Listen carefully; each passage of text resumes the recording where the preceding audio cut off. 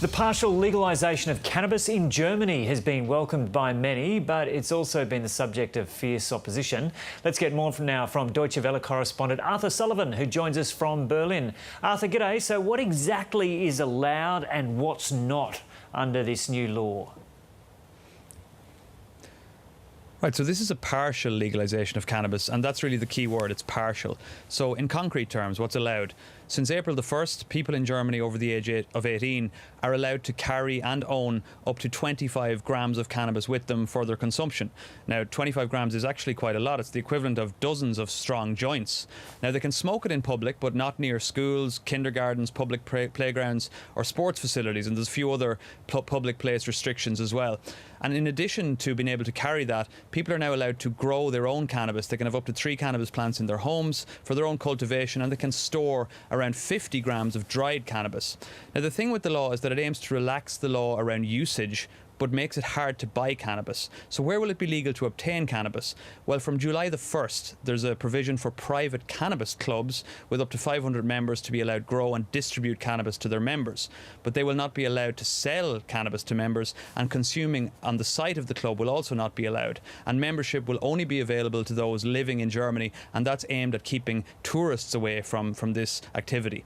Commercial stores will also not be allowed to sell the drug, so there's not going to be any cannabis cafes springing up of the kind that people may associate, for example, with Amsterdam or the Netherlands. Now, originally there were plans to allow certain shops and perhaps pharmacies to sell cannabis, but they were scrapped. So in some ways this has made Germany Europe's most liberal country with regard to cannabis use, but there are still considerable limits, particularly when it comes to buying the drug.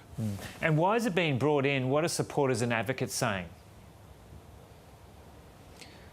Well, cannabis enthusiasts and consumers have long said that cannabis should be made legal, and one of the big arguments is that legalisation prevents already limited police resources being used to tackle small-time dealers and users, and the reality is for a long time cannabis use has been tolerated. Now, Germany's current three-party government agreed before it came to power 3 years ago that it would legalise cannabis, and some of the reasoning given by the country's health minister in introducing the law was that it's aimed at controlling the use of cannabis, so preventing younger people from turning to harder drugs by regulating it, aimed at fighting the black market, drug-related crime, and also to prevent low-quality, potentially toxic cannabis from being widely used.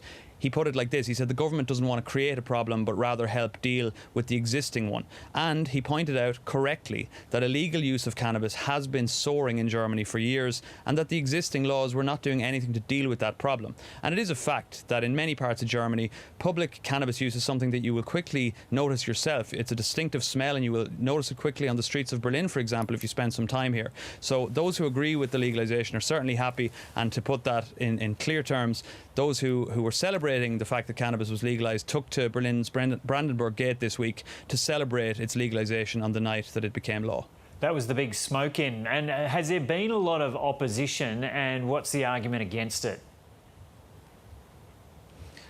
There has been very strong opposition, particularly from opposition politicians, from some medical and doctors groups, and indeed from the police.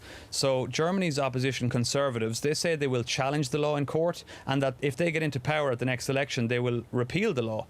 And their argument is that cannabis should simply not be legalised in any event, but that as it is, the law is flawed. And many opponents argue that the regulations around the sale and distribution are only going to add to the problem of the black market, because it's not, even though it's possible to use cannabis, it's not possible to buy it really legally. And the government says that it may eventually allow limited licence sale, but there's no clarity on that at the moment. And the police have also criticised the law. They say they don't know how they're going to enforce rules around where cannabis can be smoked. They also say they don't have the equipment to measure the quantities of cannabis where appropriate. So if they search someone, how do they know if they have the legally allowed amount with them? And then, of course, there's the long-established argument from various opponents, including medical experts, that cannabis in any event is a highly addictive drug. It can lead users onto other heavier drugs, and that legalisation in any form is only making this situation worse. OK, Arthur Sullivan there in Berlin.